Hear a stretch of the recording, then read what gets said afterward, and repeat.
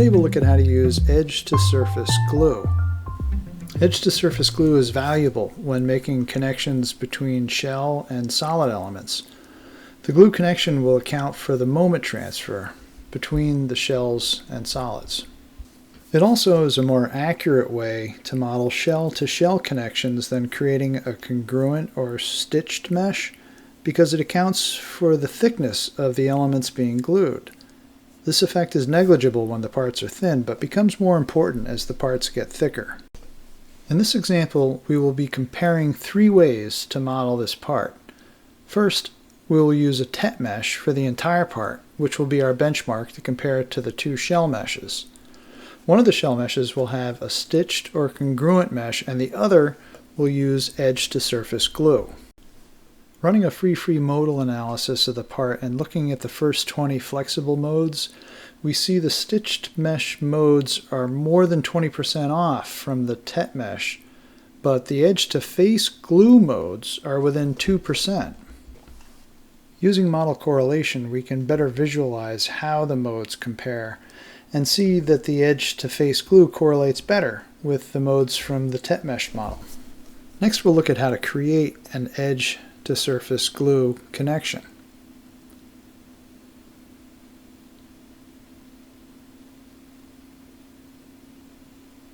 We'll begin by creating our simulation models and a linear static solution. And we'll also make sure in our output requests that we're getting glue results.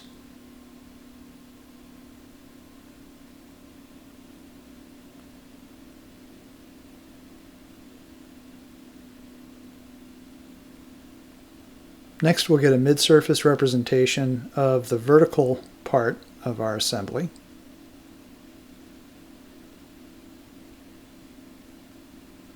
Then we'll go to the FEM and we'll go ahead and hide the solid so we can better see the surface, the mid-surface, and then we'll create a tet mesh on the bottom horizontal part of the assembly.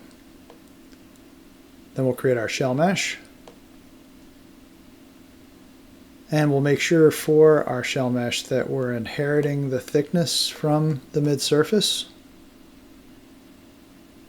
Here we'll select at element centroid so that we can also inherit the offsets if there were any, but there aren't for this model. Here we can plot the thickness and offsets and see that we have correctly represented the thickness of our shell mesh.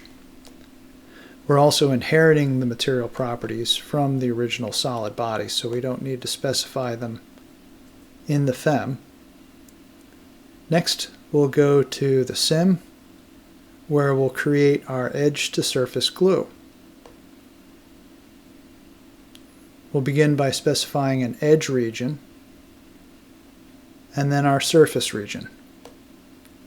Now, in some situations, our edge and surface regions may have a gap between them. We don't in this example, but if you did, you'd need to make sure that your search distance is great enough to be able to span that gap.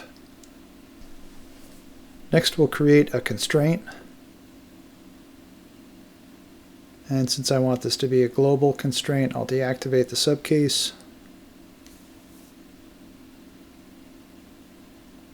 And then we'll create a load to put the part into bending. So we'll put that in the Y direction, a unit load at the top edge of our shells. All right, at this point we're ready to solve. And the model takes about 3 seconds to run. And then we can view our results.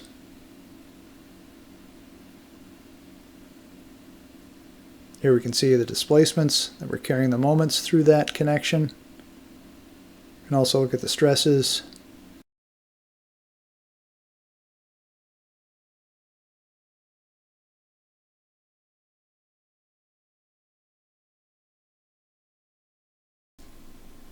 And lastly, what I'd like to highlight are the glue results. Here we can see the magnitude of the glue force and the region through which it's acting, which corresponds to the thickness of the shell elements. And that's how to use edge-to-surface glue.